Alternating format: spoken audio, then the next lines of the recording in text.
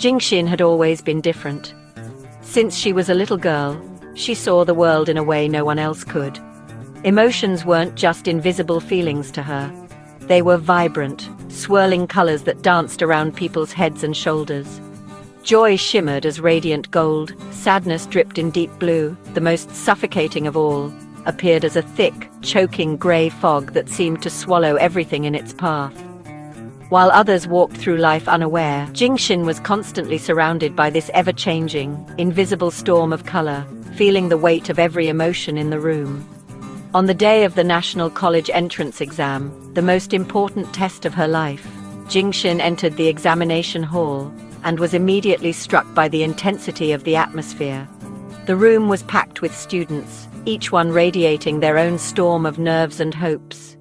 But above all, the anxiety was overwhelming. The grey fog was everywhere, thicker and heavier than she had ever seen before.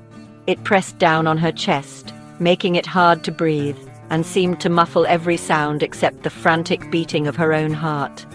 The air was electric with tension, and the collective fear of the students created a tempest that threatened to sweep her away. I can barely breathe. This gray fog, it's everywhere, pressing down on me. My chest feels tight, and my thoughts are racing. I can hear pencils scratching and papers rustling, but it all feels so far away, like I'm underwater. Why does it feel like I'm the only one drowning in this storm? As the minutes ticked by, the anxiety in the room seemed to take on a life of its own. The swirling grey fog began to twist and gather, growing darker and more menacing. Before Jingxin's eyes, it coalesced into a monstrous shape, a towering figure made of shadows and smoke, with eyes that glowed like embers in the gloom.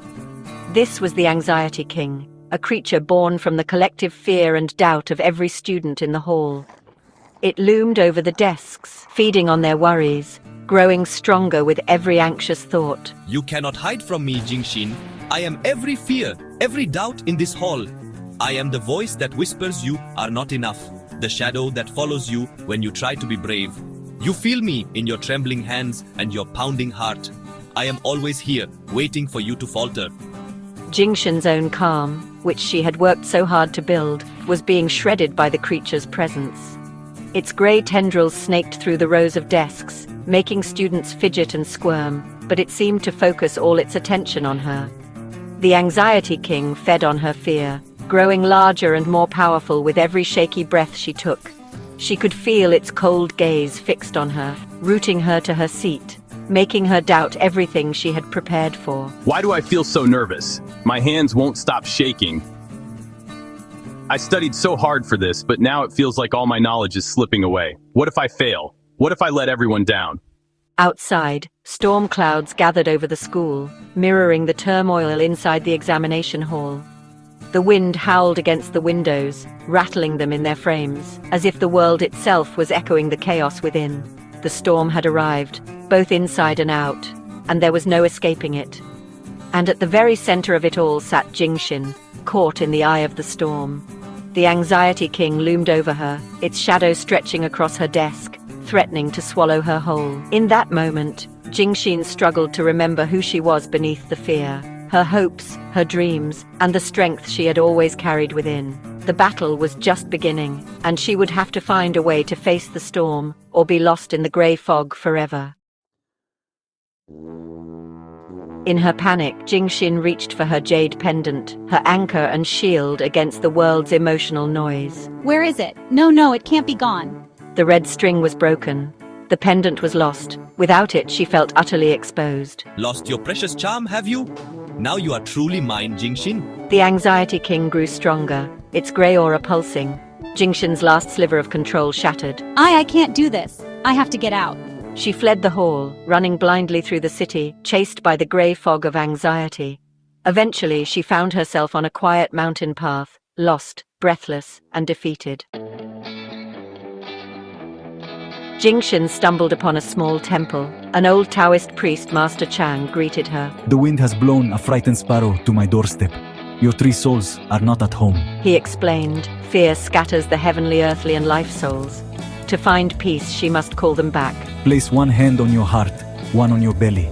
Breathe deeply and call your souls home. Desperate, Jingxin tried, hoping to feel whole again. Continuing down the mountain, Jingxin met Brother Wei, a Buddhist monk by a stream. Look at the water. When mud stirs, it clouds the stream. Your mind is the same. Let the mud settle. He taught her mindfulness, observe thoughts without judgment, let them drift like leaves on water. You are not the leaf. You are the vast, calm lake. This idea was a revelation. She didn't have to fight her anxiety, just let it be. Armed with new wisdom and a sense of quiet determination, Jingxin returned to the city she once feared.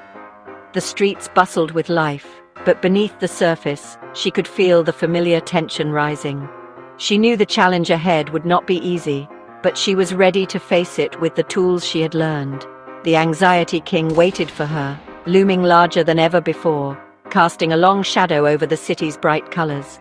Its presence was impossible to ignore, and it seemed to feed on her uncertainty, growing more powerful with every step she took. My heart pounded in my chest, echoing the footsteps of everyone around me. For a moment, I felt small and overwhelmed. But then I remembered the mountain, the place of stillness and strength I had discovered within myself.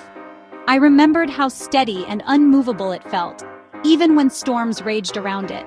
I stopped right there on the busy sidewalk, closed my eyes, and let the noise of the city fade into the background. I brought my attention to my breath, feeling the cool air enter my nose and the warmth as I exhaled.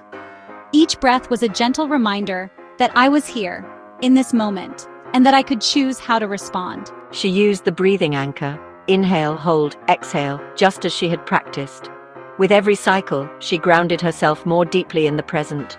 The world around her didn't disappear, but her awareness of her own strength grew clearer. The simple act of breathing became her shield, her anchor in the storm. You can't ignore me. I'm still here. I am the fear that haunts your every step, the doubt that whispers in your ear. You think you can silence me with a breath? The monster's voice thundered through the streets, but Jingxin stood her ground. She felt the fear surge, but she didn't run. Instead, she held fast to her breath, letting it flow in and out, steady and calm. The monster's roar seemed to lose its edge, fading into the background noise of the city. She realized then that the fear was just a feeling, a powerful one, but not a prophecy. It was a shadow that grew and shrank with her attention. By noticing it, naming it, and breathing through it, she could change her relationship to it. Her breath became her anchor, a lifeline she could always return to. With each inhale, she gathered courage. With each exhale, she released tension. Slowly, her heart calmed, and the tightness in her chest began to loosen. The monster, sensing her growing calm, lost some of its power. Its form flickered and shrank, frustration etched across its face. It could no longer control her the way it once did. By focusing on my breath, I created a pocket of calm around me, a safe space that the monster couldn't touch. Even as fear tried to break through, I knew I had the power to protect myself, one breath at a time. The monster couldn't penetrate it. My breath was my shield, and inside it, I was safe. I realized that I didn't have to fight the fear. I just had to let it be and let it pass. She opened her eyes, feeling a new sense of clarity and strength. The world looked the same, but she felt different, more grounded, more present, and more in control of her own story. The beast was still there, lurking at the edges, but she was no longer drowning. With her breath as her anchor, Jingxin knew she could face whatever came next. The Anxiety King attacked, dredging up her deepest fears. Remember your parents' disappointment, your failed exam. You can't escape me. I remembered Master Chang's chant. I placed my hands, closed my eyes, and called my souls home. Heavenly soul, return. Earthly soul, find peace. Life soul, shine your light. She visualized a golden shield of light expanding from within, blocking the monster's attacks. Why can't I reach you? The monster's tendrils sizzled against her shield. She was no longer a passive victim. The monster, my own fears, couldn't get to me now. I had built my fortress. Jingxin stood within her golden shield, feeling its warmth and gentle strength radiate all around her. The shield wasn't just a barrier, it was a reminder that she was safe, right here, right now. For the first time, she noticed how her breath moved in and out, slow and steady, like the gentle rise and fall of a calm sea. In this space, she could finally pause and notice the world as it was, not as her worries painted it. The anxiety king, once so large and looming, was now smaller, almost transparent. He hovered at the edge of her awareness, no longer able to command her attention or fill her mind with fear. His voice, which used to roar, was now barely a whisper. It's just a cloud, a temporary disturbance, passing through the sky of my mind. I can watch it drift by without needing to chase it away or hold on to it. Like all clouds, it will eventually move on, leaving the sky clear and bright again. She remembered Brother Wei's words, "Let the water be still." His voice echoed in her memory, calm and reassuring, reminding her that peace was possible even when the world felt muddy or unclear. You do not have to get rid of the mud. The lotus grows in the mud, yet it blooms pure and beautiful. The mud is part of the journey, not something to be ashamed of or to fight against. Let the water be still. When you stop stirring, the mud settles and clarity returns on its own. There is wisdom in waiting, in allowing things to settle naturally. She stopped fighting the monster. Instead of struggling, she let her hands fall to her sides and took a deep breath. The monster, sensing her calm, seemed to shrink even more, losing its power over her. She acknowledged it, then withdrew her focus. She realized she didn't have to give it all her attention. By turning her gaze elsewhere, she allowed herself to see the beauty and peace that had always been there, waiting for her. I see you, anxiety. But you are not me. You are just a visitor, passing through. I am more than my worries, more than my fears. I am the one who notices, who chooses where to place my attention. As she rested in the present, the monster faded away, dissolving like mist in the morning sun. The more she stayed with her breath and her senses, the less power the monster had.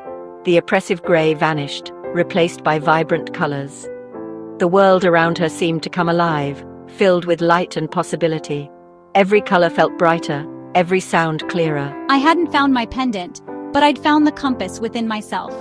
It was always there, quietly guiding me back to the present, to this place of peace and clarity. The present moment, met with awareness and acceptance, is its own sanctuary. Here Jingxin discovered a pure land, not somewhere far away, but right where she stood, within her own heart and mind, in the gentle embrace of now. The exam, the lost pendant, the monster, it all felt like a distant dream. I'm no longer a frightened girl, but someone who has weathered the storm.